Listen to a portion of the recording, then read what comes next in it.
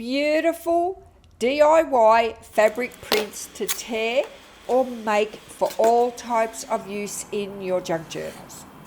You can use unbleached calico, white cotton or linen. I'm going to show you two inkjet printers, a top loading and a bottom tray feed, and they're both eco printers.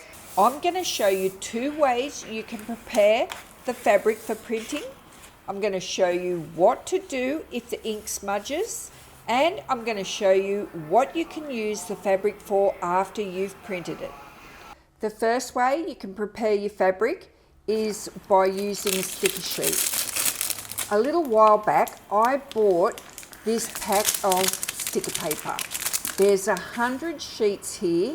It's a matte white paper, and this yellow bit is the back side of it. So how it's normally used is you would print on the white paper, peel the yellow bit off the back, and then it's a sticker. But I'll show you how we're going to use it in a minute. So we're going to start off by getting our fabric ready. Doesn't matter what fabric you're going to use, you need to iron it first. So I never have any water in my iron. So what I do is I've got a little spray bottle, it's very light mist, and I just mist my fabric. It does a really good job of getting the wrinkles out. So it's a good tip for you. Just spray your fabric and then press it. You can really see the difference. If you press your fabric without water, you won't get the wrinkles out. So I've pressed this piece of calico and I've already stuck one piece of sticker paper on it. So I'll show you how to use this sticker paper now. So you just peel the yellow bit off and your white paper is sticky on one side. So you remove that sheet all together, just lay it on your fabric and just press it down. You've got to make sure there are no wrinkles in this paper. And your fabric's got to be dead flat. Then cut it out as straight as you can. You don't want any jagged edges whatsoever. This has to go through your printer very straight. So that's the first way you can prepare your fabric.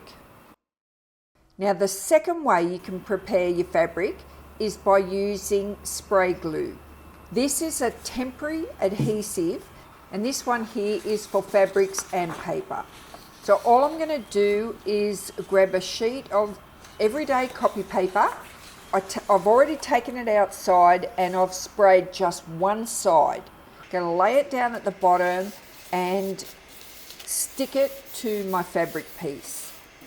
I made sure there's no wrinkles in it, and then I'll go ahead and cut it out right on the edge of the paper. So there's no jagged pieces of fabric at all. It's a very clean cut.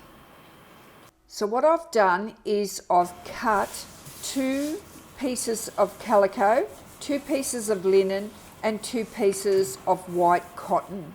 1 each on sticker paper and 1 each using the spray glue. So I've got 6 in total. Now for this section, it's important to know your printer. You need to know how your printer works. This is what you call just a tray, a bottom loading printer. If I turn my paper over, the fabric is on the bottom and the sticker is on the top. When it prints, it's going to lift the paper up, it's going to turn it over inside the machine, and the fabric is actually going to come out with the print facing on top. And you'll see that in a minute. So I'm just going to my computer. I'm going to select what it is that I want to print, and I'm selecting my printer and I'm hitting print. Now see how it's coming out? It's turned it around inside the printer and it's printed facing upward. So that's what I mean by know your printer. So you can see how beautiful this is printed on the fabric. Now have a look at this piece. This is the one where I use the spray glue on the copy paper. There's a couple of little wrinkles here, but it works out fine. The wrinkles are still there, but they were not massive wrinkles, so they still worked out. But don't have any massive ones throughout your paper. If you haven't got enough glue, you're going to have problems. So here are all 6 sheets printed, and they've turned out beautiful. I had not one failure. All of them worked. Now I'm going to show you the Epson Eco Tank printer. For this one, I've got to have my fabric piece facing me. So what you see here at the front, that is the fabric. I'll then just go to my computer and I've got to change my printer to the Epson, and I'm also going to put my image on current so that it can see what it is that I'm printing. I change it to landscape. And by the way, this image is from 𝗃𝗵𝗍. If you want to check out some of Tina's beautiful images, I'll put the link below for you. So that's just going through the printer now. And I've got this on a high quality print. So it's printed out beautiful, and I'm going to print a second one.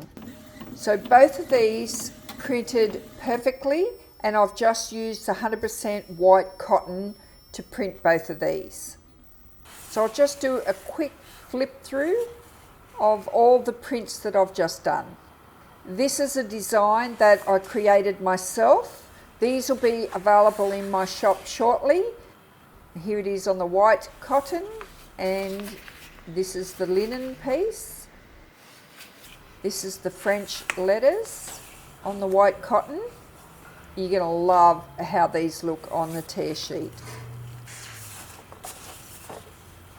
The linen piece. And this is the calico. This is Tina's labels. And I printed this out to do for a tear sheet as well. So I suppose I better take the paper backing off, or you'll be wondering, well, what do they look like just as a piece of fabric? So the first thing you'll notice is they are a little bit tricksy to get the paper off. It isn't that easy to pull the two away. So I'm going to show you a little tip. So we'll get this one apart first. And what you want to do is just pull this corner back diagonally so that it stays in one piece.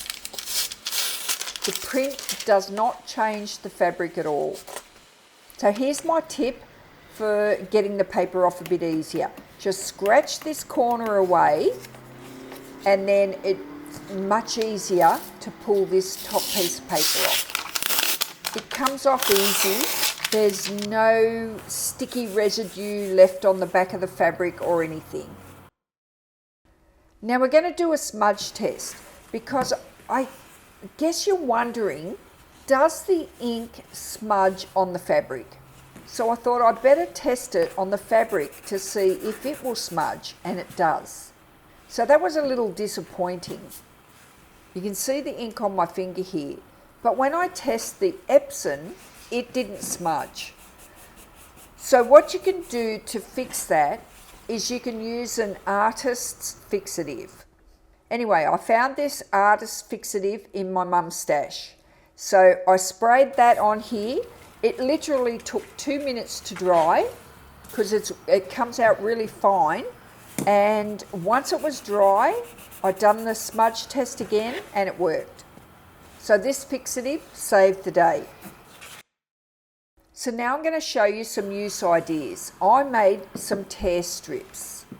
When I picked this one out of Tina's bundle, I picked this one out in particular so I could tear it. I'm just going to tear this piece down to here so that I don't tear through this bottom label, and then I'm going to stop and tear this piece off. Now these 3 labels here, I can either keep them all together or I can separate them. But they kind of look cute together. And another thing, when you've got really thin areas here to tear, sometimes it doesn't work. So you've got to be a bit careful. But I'm tearing this on the 100% cotton, and it's not a very thick woven cotton, so it's much easier to tear. If you're using a heavyweight fabric, you can't always tear these really narrow strips. So I keep snipping and tearing and snipping and tearing, and I don't care whether or not I tear into some of the labels. Either way, it looks really good, whether I've got a narrow border or not. So now I've grabbed this full image that I've picked out of Tina's bundle, and I could use it as a cover, but I wanted to tear it into strips so that I can use it as backing pieces for whatever I want to use later on in my journal. So I'm just going to snip these little pieces off here and there.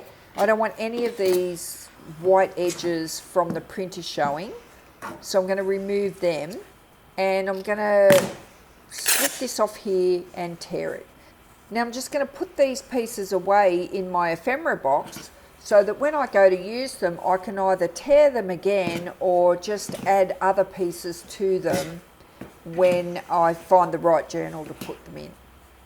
Now I want to show you something with the linen piece. I've snipped this linen piece going across the weave. So I snip it again going across the weave. But you watch what happens when I try to tear it going up the other way. For some reason, linen doesn't tear going up the weave. It'll only tear going across. So if I tear it this way, not a problem. But the minute I try and tear it going the other way, it just won't do it. The word fails me. I can't think of what it is. So if you're using linen, it's probably best to use it as a cover like this, unless your image is just going to allow you to tear across like this. This is calico. You can tear calico both ways, both across the weave with the grain and against the grain. This is like a check, and it looks absolutely beautiful torn on the fabric. So I've laid this design out. These are French letters, and I've laid these out on the A4 sheet so that I could tear them up the sides all the way around each letter so that I could use them on something as a background. So I'm just tearing them down the centre here, and that's one letter. That's the check at the top, and this is two separate letters. And I love this sheet. I think this sheet turned out just how I envisioned. So I apologise for not having these sheets ready in my shop.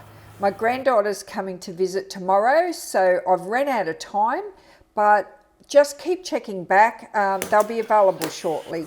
Don't feel intimidated by printing on fabric. It's a beautiful technique. It's not expensive to do. If you haven't got any sticker paper, just use the spray glue. But what I really want you to make sure you do is cut that fabric very straight with no frayed edges, because you do not want to ruin your printer. You need it to lay super flat going through your printer. If you have any questions and you need any help at all, I'm always online and I love chatting with you all. Thanks for watching my videos, and ciao for now.